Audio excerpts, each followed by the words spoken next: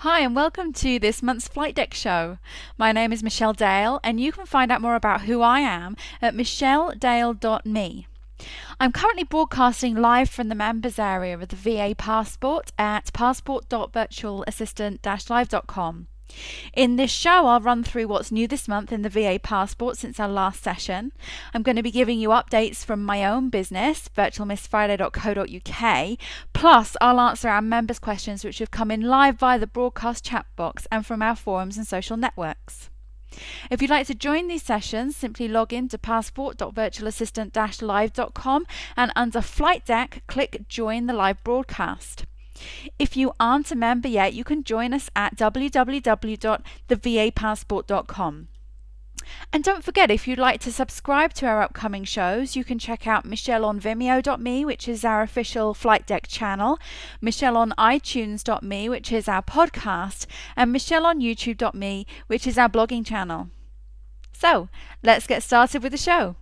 Hi and welcome to the VA Passport Flight Deck Show. My name is Michelle Dale and this is the April session of the Flight Deck. Slightly different to how we were doing it before because this time I did make it. I did finally manage to get to Crete and the last few sessions we were doing in Italy, and this is my new kind of office space, you could call it. It's a converted bedroom in the villa that we're renting. Which is nice because before I was just kind of working wherever I could, and now I have sort of a more of an officey type environment, and it's away from my kids if I need to come and hide occasionally away from them.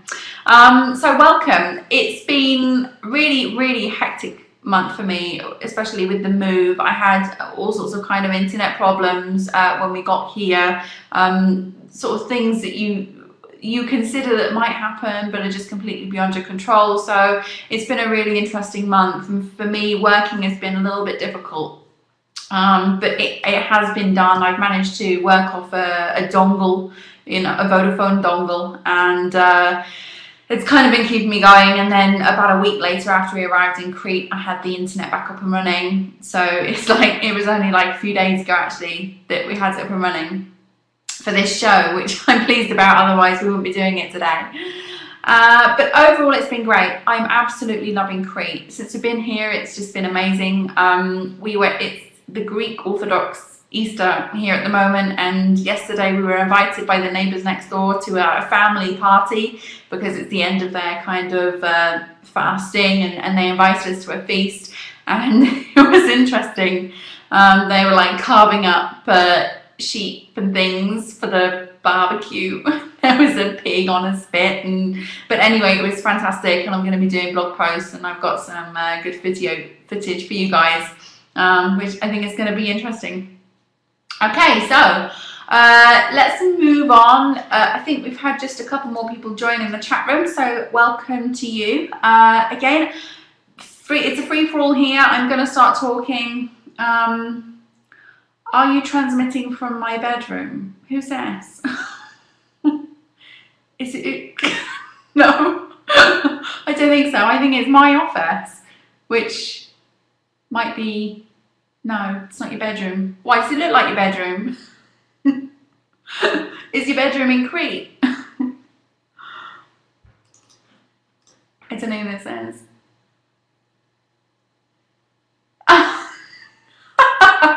It's my mum who's coming out in October to see me in Crete. And happy birthday, mum, for tomorrow. It's my mum's birthday tomorrow, so I'm gonna have to say happy birthday. Okay, no, this is not your bedroom, mum. This is actually going to be where I'm sleeping, and you'll be in the next room. Okay, moving on. She says thanks.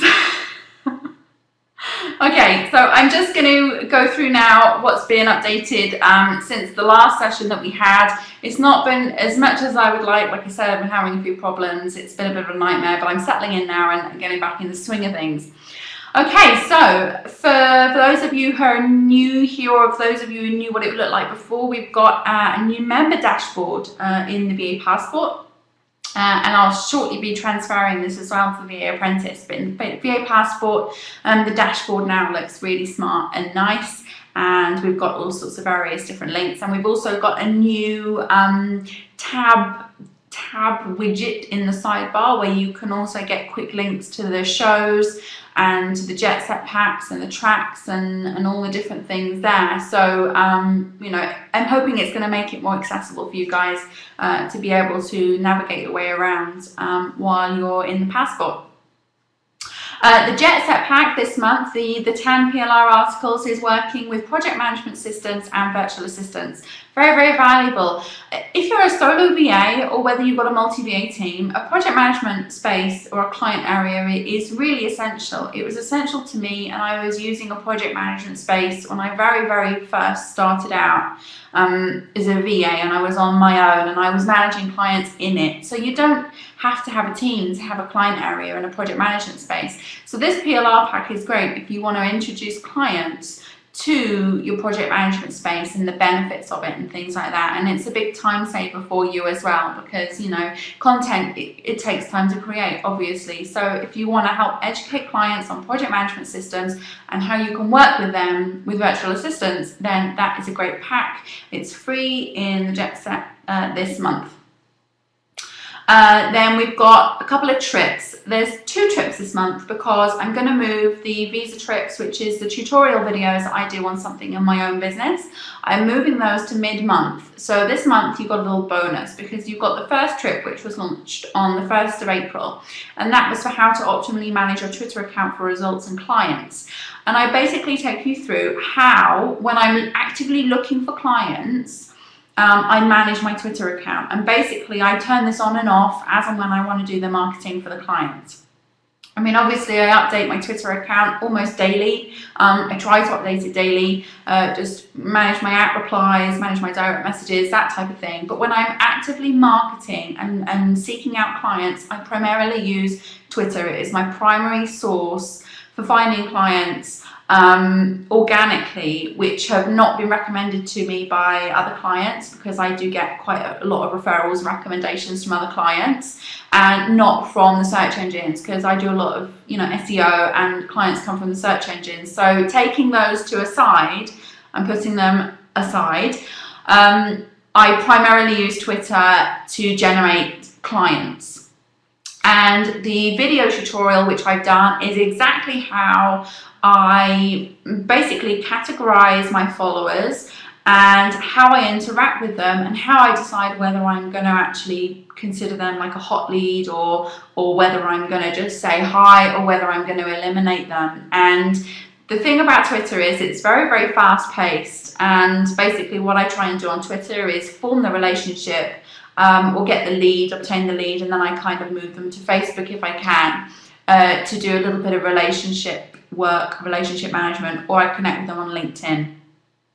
But Twitter really is where it's at, so I hope that video is going to be beneficial to you, because it's just exactly how I generate leads and clients on Twitter and how I manage them and interact them. And the bonus one, because that went live on the 1st of April, but I'm now doing them on the 15th moving forward. So you've got an extra bonus one, which is how to create a custom video intro. So basically I take you through, you know, the little virtual assistant live video intros that I do. A little bit of music and it's a little bubble and it's going around. I did that myself. I very quickly put it together. I have been planning on doing a different one for a while now, but it's just kind of stuck and people seem to like it. So I did a video on how I actually made that little intro. It's a quick video, but it's something that you can offer as a service to your clients, making those intros. So if you want to learn how to make your own video intro, like a few seconds or whatever, that you can put on the front of blog posts, on the front of tutorial videos, on the front of anything really, just so it's branded, and as soon as people start watching the video they know it's you, then it's well worth taking a look at that tutorial and seeing if you can put one together for yourself. Okay, so those are the 2 tutorials in there from the trips which I put together myself. And there is also a Visa track in there as well, which was new since the last episode of the Flight Deck show. and it's called A Trek Through Online Etiquette. And basically you'll find it in the normal tracks area, and it goes through basically what you would consider etiquette online, things, do's and don'ts really, of how you connect with people online, how you communicate with people online, in various different systems, and the etiquette that you can use, because obviously, you know, working online, it's not face to face. It's not direct contact. You can't see expressions. You can't see, or you can sort of sense people's emotions through words or text or whatever, but it's not quite the same as once you're face to face. So the online etiquette is really good, not just for your own business, but for when you're dealing with clients or your clients' clients, if you're providing customer support, for example, and things like that. Well worth having a look at, and also passing on to your clients, because if your clients are new to working online, then certainly that's something that could be helpful to them as well, and then you can look super knowledgeable passing it on to them. Okay, so just having a look in the chat room. Nobody's got any questions at the moment. We've got a few people in here, but it's all quiet on the Western Front. Okay, so that's basically what has been happening in the passport. Got loads of new things rolling out. Also, the shoestrings coming along. Paperless Entrepreneur magazine is very, very close. I'm so close to getting that launched. I've just been doing my final checks. I'm a little bit OCD on it at the moment, trying to get it all perfect.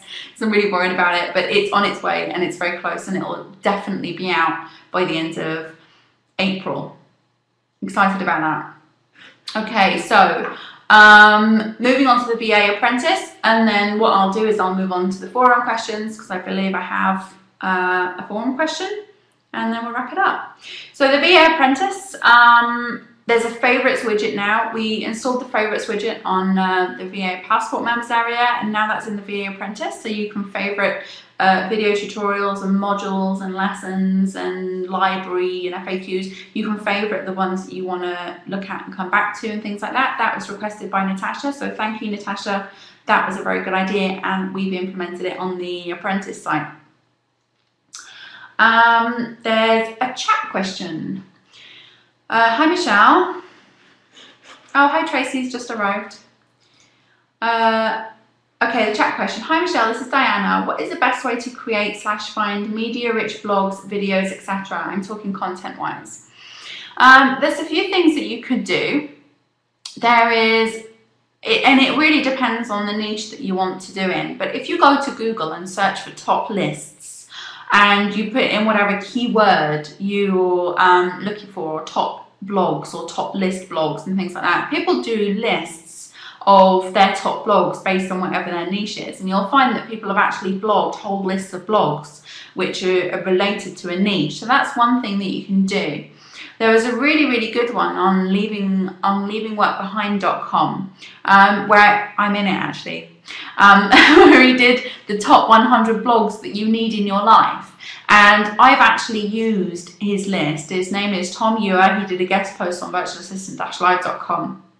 And I've used his list in my own social media marketing and sharing and things like that, and also finding really good blogs to comment on. So that's definitely one to look at. It's on leavingworkbehind.com by Tom Ewer, and it's the top 100 blogs you need in your life. And I'm 70 something, which is nice.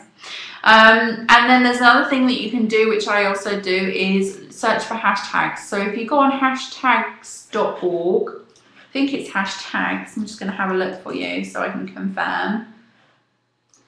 Yeah, hashtags.org. And basically what you can do is find people tweeting about keywords or certain hashtags or keywords. So that is another great thing that you can do to find people actually tweeting about the niche that they're in. And most people will tweet blog posts.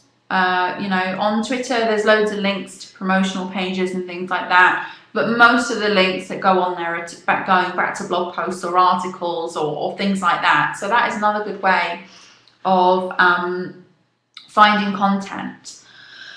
Not sure what you mean by videos, but YouTube is a good place to look for videos. I mean, it's obviously the most popular video blogging channel on the web. So if you're looking for videos, just do Google searches on YouTube.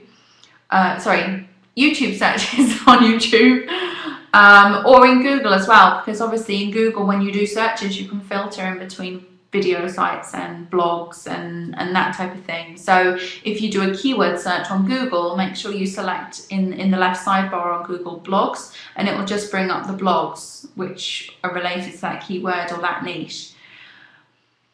I'm not sure if I've answered that question correctly, but do let me know if I haven't.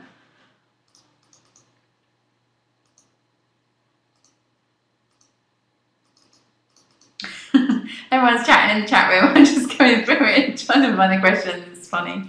It's nice to see you, Tracy and Natasha. Thank you. Glad you like the favourites. Okay, so Diana, if I haven't answered that, if you were looking for something different, maybe you were looking for blogs which had videos on them, I'm not sure. But doing the Google search and then doing the search for videos is probably a good one, but it tends to bring up video sites rather than blogs that people put videos on. So if I haven't answered that question, or it's fuzzy or hazy, just let me know and I will try and define it a little bit more for you, really. Okay, so I'm just going to go through the chat room here. Tissy, okay, it's helpful, good. But if you need any more help, just let me know, or if you think of anything else throughout the chat. Somebody else has a question. I have a question re images. I plan to make my blog quite image heavy, but as I want to use images on vintage Hollywood such as Rita Hayworth and Greta Garbo, is this legal on a business blog? Well, a blog is a blog, whether it's a business blog or it's not. In terms of legality, thanks Natasha, it's Natasha. In terms of legality, I mean, it all really depends on where you purchase the image from.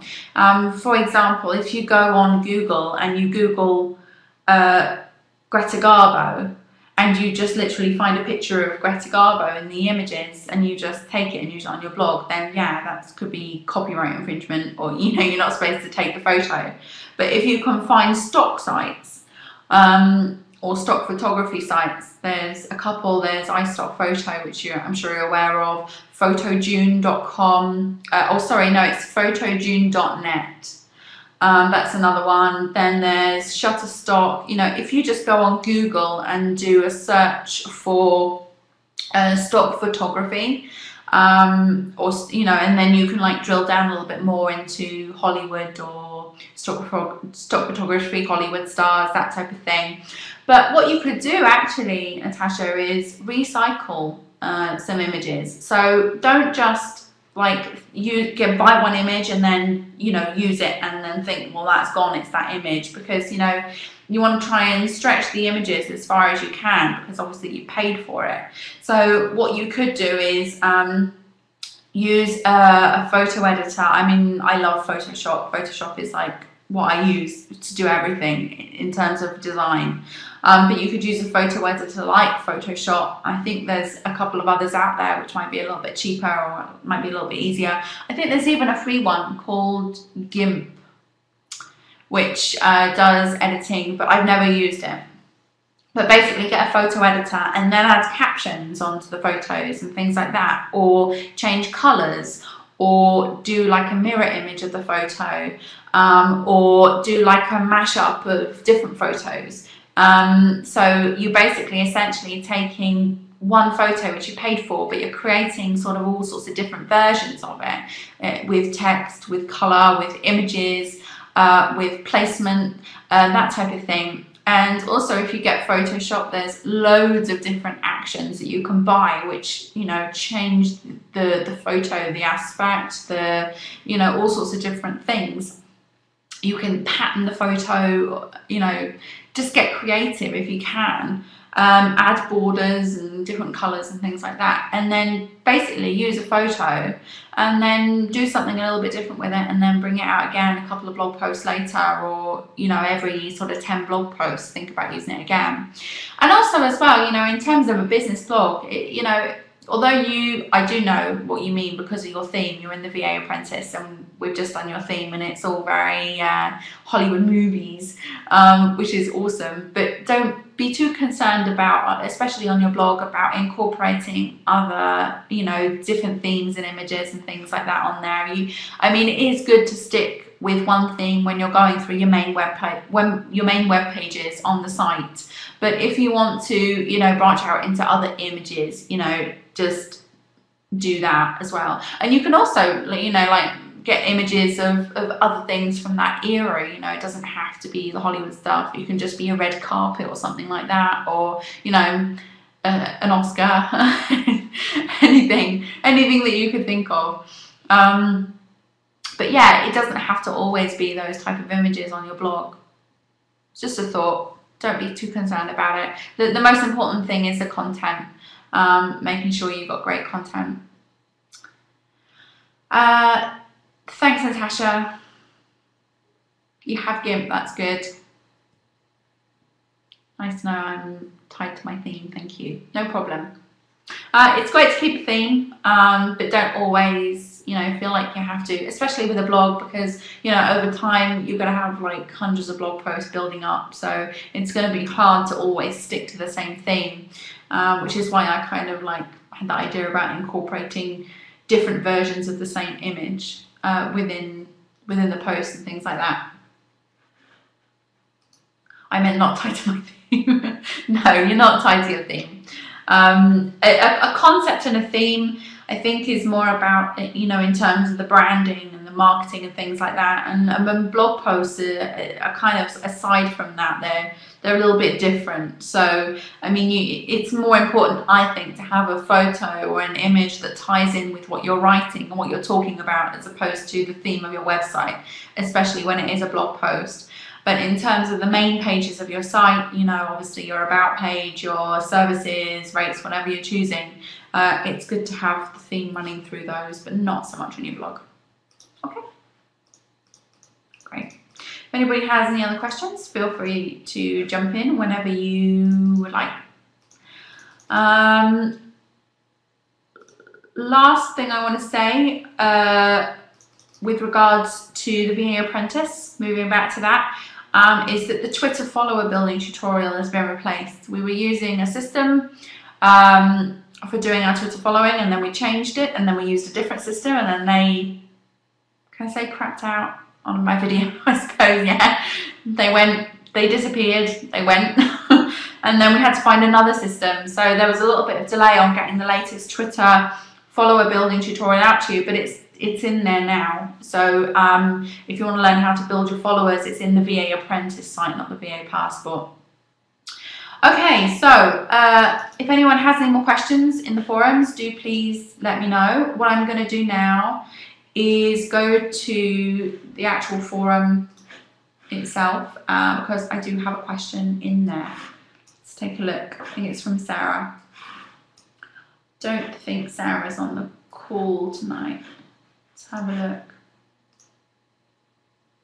No, I don't think she's here. I'm not entirely sure, but anyway, I'm going to go through this question. It was a really good question. Sarah's from France. Actually, she's not from France. She lives in France now. She's doing the digital nomad thing, a little bit like me. Became a VA to do a bit of traveling, really. She says, I'm not sure if this is something Michelle has covered. I would be interested in her views about being a VA to enable a lifestyle choice, i.e. living abroad but not wishing to grow into a large business. As unambitious as that might sound, that's not unambitious. I never ever considered when I started out that I wanted to grow into this kind of business. It wasn't until my children came along that kind of changed things for me and changed my whole attitude towards earning money and working online. So if you want to stay small, it's absolutely fine. If you don't want to grow, it's absolutely fine. It's I think it's what I would still be doing now. I'd have a small business and I'd just be, you know, hopping between countries. But, you know, because I have my kids and a family, it just changes your perception of what you want in life, I suppose.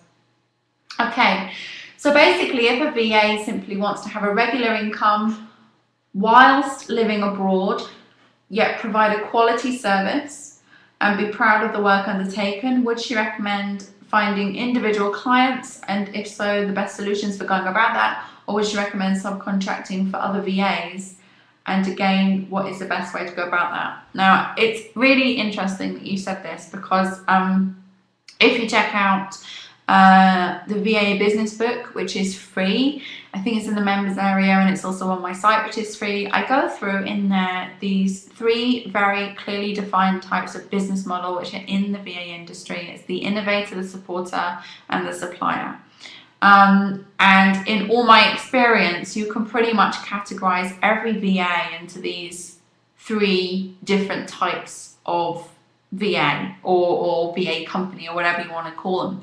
So basically, in terms of going into finding clients yourself, going out on your own, it really all depends on how much money you need to earn.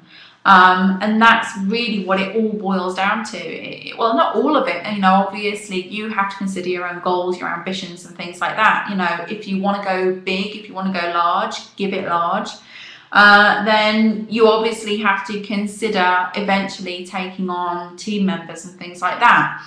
So you can stay on your own, and you can, you know, go out and start finding the clients yourself. And by doing that, you can charge more of a premium rate, because you are taking on a lot more responsibility than if you were supporting other virtual assistants with their clients.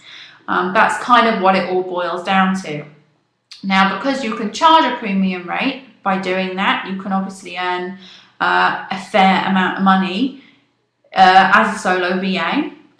If as well you can take on a few subcontractors yourself as team members, but you may not actually, and it doesn't sound like you actually want to go down that road. If you don't want to go down that road, then supporting other virtual assistants might be fine for you. It really all depends how you want to play it and how you want to work it. Do you need the money, basically, is a big thing, because if you're working in more of a supporter role and you're going in and you want to support other virtual assistants with servicing their clients, basically the really good thing about that is that you've kind of got work on tap, because the innovator type VAs, they're the ones out marketing, hungry for the business, bringing the clients in, wanting to expand, wanting to do more, wanting to take more of a managerial role and move away from the billable time. So by doing that, they're kind of paying for the business, they're finding the clients, they're doing all the kind of really tough work when you're starting out as a VA. So if you want to go into the supporter role and you find a good VA company that's looking to hire someone, another VA on a retainer basis to help them service their clients, innovators are always looking for people to help them. I know myself, you know, if I'm trying to expand, finding really good people is tough. And when I do find somebody that I think is really, you know, on the money, I want to keep them. And because of this, I will always try to give them regular work in order to keep them on my team and try to keep them happy and keep them busy. So you kind of have to choose. There's no, I mean, if you're starting out, you can start out as a supporter very easily and then progress onto an innovator and start, you know, expanding your business that way. It's kind of difficult to reverse. I can't ever imagine going back to being just on my own now and finding clients on my own and doing the billable time. So I think you just have to decide, is it the money that you're going for? Do you need a certain amount of money? Can you make that amount of money by taking a possibly slightly lower rate in a supporter role? Because the thing about the innovator and the supporter is that the innovator will have to pay the supporter. So the innovator, you know, the person who is going out finding the clients, marketing, trying to detach themselves from the billable time, they're having to hire subcontractors, which are the supporter, you know, the supporter VAs. And because of this, they have to charge a premium, but they also have to make a profit. So whoever they hire will either have to be coming in at a lower rate than them, or will probably likely have to be an offshore VA. So you have to take all these things into consideration when you're looking. And if you're looking to work with other VAs and as a supporter of other VAs and other VA firms and so helping them service their clients, that's absolutely fine. It's a good position to be in terms of ongoing regular work, because even if the innovative VA loses a client or loses business, they will still keep hiring you if you're a good VA. And what you said about providing quality work, being proud of what you're doing, you can still have that as a supporter. And the reason why my VAs on my team stay with me so long, and the reason why we end up with such a great working relationship, is because they really care about the work, and I can pretty much give them anything and I know it's going to get done. And that peace of mind to me is completely priceless. To be able to know that I'm outsourcing to really, really good VAs who care about what they're doing and want to support me in my business. I will keep them, I will give them regular work. So that's basically all I can say about that, really, Sarah.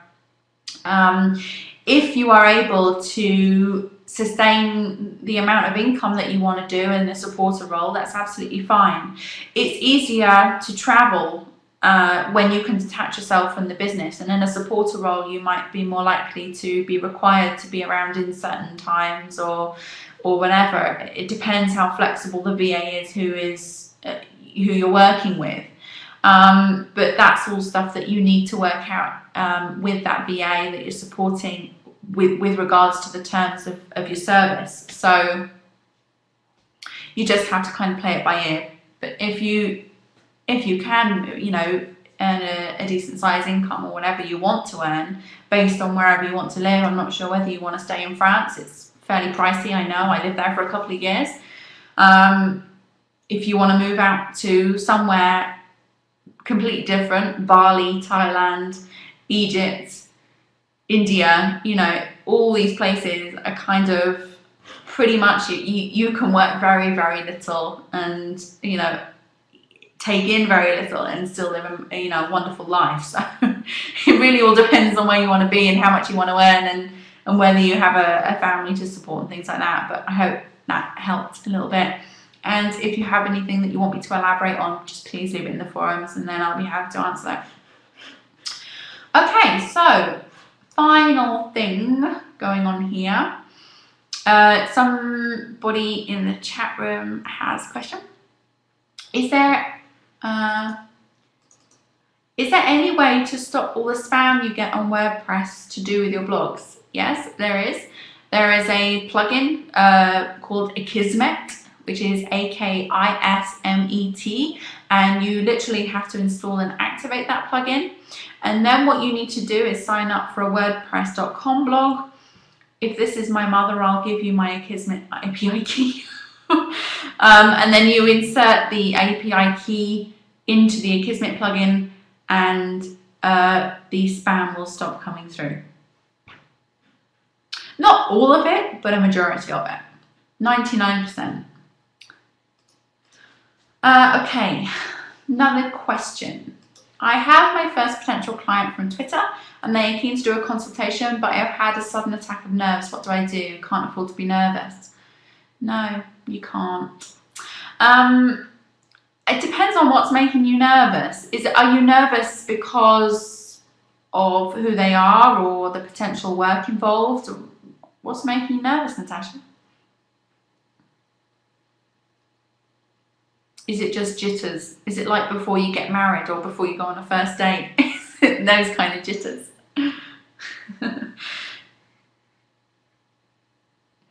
Not sure I can do the work. Okay, that's no problem. When you're not sure that you can do the work, you have to just literally be honest. And I've done this so many times with people. I would tell you this, true stories over and over again. And this was especially when I'm starting out. In fact, my very first client, no, my second client, actually hired me because I told him I was unable to do the work for him. Apparently, he found my honesty extremely refreshing and decided that I would be the best person for the job, because although I said to him at the time, you know, I don't really understand what you're asking of me. I don't think I'm going to be able to help you with this. I'm pretty sure that there's going to be somebody out there who can do this better for you. But if you want to put your chances on me, I'm willing to give it a try and to try and do this for you. And he came back like an hour later and said, I'm taking my chances. And I asked him why, because I said, you know, you may end up paying more because I don't know what I'm doing. And he said, no problem. I want you. I like your honesty. I find it very refreshing. And you're the person that I want to work with. So since then, it's always been my policy. If somebody asks me something that I don't know or I don't know what to do, I will literally just say, I don't know that at the moment, but I'm going to find out for you. Or if it's a job that I think I can do, but I need to do a little bit more research, I will always give them a time scale. Like, I'll get back to you within 24 hours. You need to kind of have these things mapped out. Like, if somebody asks you something that you're not sure that you can do, you have to have an answer, you know, even if it's like a kind of canned answer, but you have to be confident in your answers and confident in yourself. And don't be nervous when you can't do something. It's really, nobody's expected to know everything. And now, I mean, I kind of do it all the time. I say that I have to check with people on my team, even if you have to say that you have to check with somebody on your team to see if it's possible, do that, because I do it all the time. But people just seem to like the honest approach, I suppose. She says that she hasn't given you any clue as to what it could be. Oh, that happens to me all the time. Just don't worry about it. Just go with the flow. What I would suggest that you do when somebody books an appointment with me and they don't leave any notes as to what they want, I will always email them initially and ask them to give me a general idea. Or say to them, do you have anything that you need me to look at? Like, for example, links, a website, a PDF, anything like that. So I always ask if they have anything they would like me to look at before the consultation. And I also say, so I can prepare myself and so I can so we can make the most out of our call, and so I can maximize the productivity of the call and you get the most out of it. Please could you just let me know what you would like to discuss, and then I can prepare myself for it. So that's another thing that you could do if you have enough time, or you know, do it now if you want, I don't mind.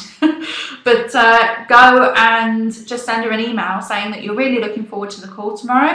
Could she just give you a rough idea of what she would like to discuss so that you can prepare yourself and then, you know, maximize the efficiency of the time on the call. And it just makes you look like you're really tuned in and clued up, you know. Otherwise she knows that she hasn't given you any information, so I don't think she'll be that surprised that you're asking what the hell she wants to talk about. Oh, do you know, I had somebody, probably shouldn't say this on the camera, but I had somebody book an appointment with me today, and you know, they have such a sense of urgency that it's all in like capitals, like, and then put like 911 in there, please help me, you know, and then, you know, it's like they don't tell you what they want. And they just expect you to call them and, or, you know, email them back. And anyway, thank you. You're a star. Thank you. I'll keep you posted. Yeah, no problem. Just do that. Just, it makes you look, by approaching the client and saying that you want to prepare for the consultation, and you just like want a rough idea of what they want to discuss, it just gives you that, you know, it gives you that thing that you need to actually prepare if you're a little bit concerned about it. But believe me, after you've done a dozen of these, you know, you're just gonna wing it. It's gonna roll off really easily. But I know what you mean when you don't know what somebody wants and you're concerned. You don't know what they're going to ask you. It's a little bit iffy. Okay, cool. Does anybody else have any questions? I've been drinking way too much wine recently, so I need to really cut down. But I'm thinking to myself, I might go and get myself a glass of wine. Do we have any more questions in the forums? It's been a really good session, guys. Thank you so much for joining me. Join the club. Oh, we're all winos. Okay, I don't think that we have any more questions, but thank you so much, guys, for your time. I think we've had a really great session. Some great questions came up, and you know, obviously, if you think of anything that I could have touched on a bit better, or you want to ask me, then do feel free to leave any questions in the forums, and I'll get to those as soon as possible. Okay guys, so I'm going to stop recording now. It's been great, and I'll see you on the next Flight Trick show.